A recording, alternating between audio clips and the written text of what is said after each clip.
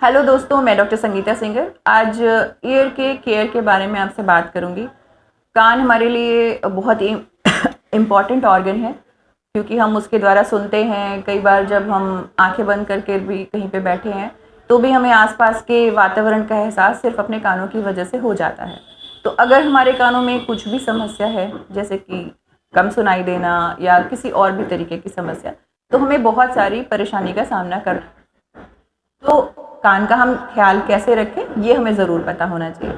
बहुत लोगों को ऐसा लगता है कि हम हर दूसरे चौथे दिन या हफ्ते भर के बाद कान को एक बार साफ ज़रूर कर लें। तो उसके लिए वो ईयरबड्स का इस्तेमाल करते हैं, माचिस की तीली का इस्तेमाल करते हैं, हेयर पिन का इस्तेमाल करते हैं।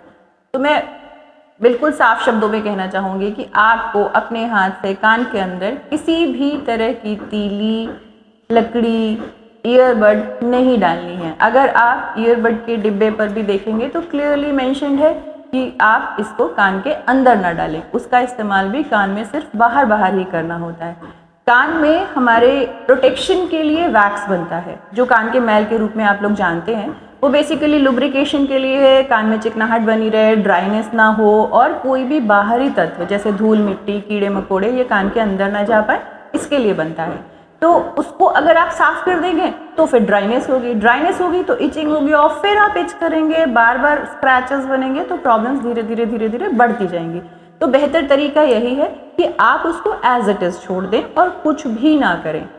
फिर जब लुब्रिकेशन बना रहेगा तो काफ़ी प्रॉब्लम्स आपकी वैसे भी ठीक रहेंगी। कभी कभी कुछ लोगों में ड्राई वैक्स बनता है, तो ऐसे में होता है कि वो डिपॉजिट होता है। ऐसी कंडीशंस में फिर आपको डॉक्टर के पास जा करके ही उसको क्लीन कराना है। बहुत सारे लोग जो ईयरबड का बहुत ज़्यादा इस्तेमाल करते हैं, तो कई बार वो अपने अंदर के वैक्स को और अंदर कंटिन्यूसली डिपॉजिट करते चले जाते हैं, क्योंकि वो बाहर निकल ही नहीं पाता। वो जब ईयरबड डालते हैं तो वो अंदर पुश हो जाता है।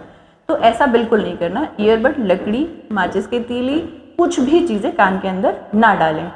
फिर कई लोगों को आदत होती है कि नहाते समय कान में पानी चला जाएगा तो मैं कान में रुई लगा लूँ। बिल्कुल भी नहीं करना है ऐसा। रुई लगाने से पानी नहीं रुकता, बल्कि रुई का एक भी रेशा अगर पानी के कांटेक्ट में आता है तो वो पानी को अंदर सोख लेता है, और इसके द्वारा जो पानी नहीं भी जा रहा होता है वो पानी भी कान के अंदर चला जाता है।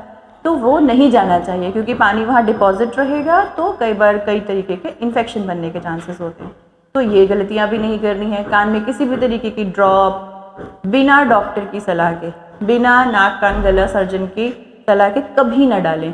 कई ड्रॉप्स फ़ायदा करती हैं तो कई ड्रॉप नुकसान भी करती हैं। तो बिना डॉक्टर की सलाह के कभी भी कान में कोई ड्रॉप ना डालें।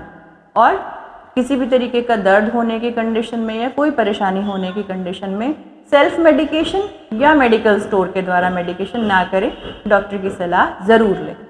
धन्यवाद।